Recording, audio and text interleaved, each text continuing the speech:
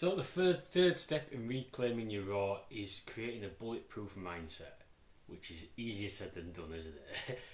So a lot of people's moods and emotions are driven by external events.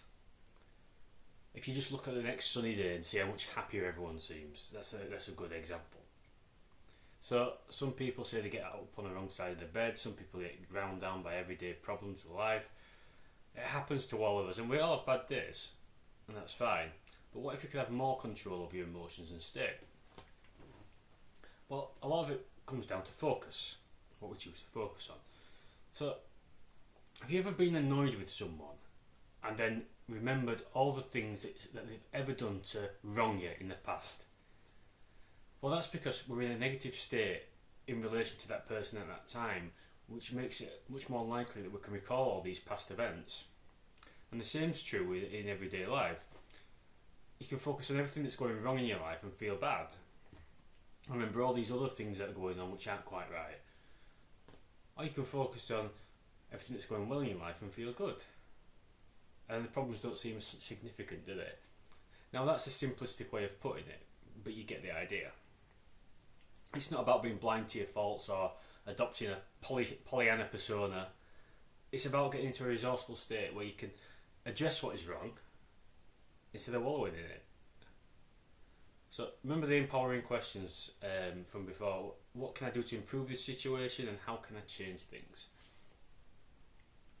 You can use them in that situation. So another good practice is to focus only on what you can control. You can't control other people, you can't control external events, you can't control the weather. We can control how we respond, how we show up, what our actions are. Focusing on that puts us in the driver's seat of our lives. Then we need to focus on what we want, not what we don't want. Think about a cyclist. If you've ridden a bike before, you know you need to fix your head on the way forward. If you start focusing on the edge of a cliff, say, your head goes that way, then your whole body turns, and then all of a sudden you're heading towards what you don't want. Well, the same is true in life. You must keep your focus on what you want. If you're going into an important meeting or a job interview, focus on it going well. Focus on things that go well with it. Instead of imagine a million ways you might fail. You'll go in feeling much more confident, and you're much more likely to be ready to be open to that going well. So try adopting this for the next 10 days and see the results for yourself. So my ebook, Reclaim Your Raw, is still available on my website, jdp-coaching.com. Go there and download it.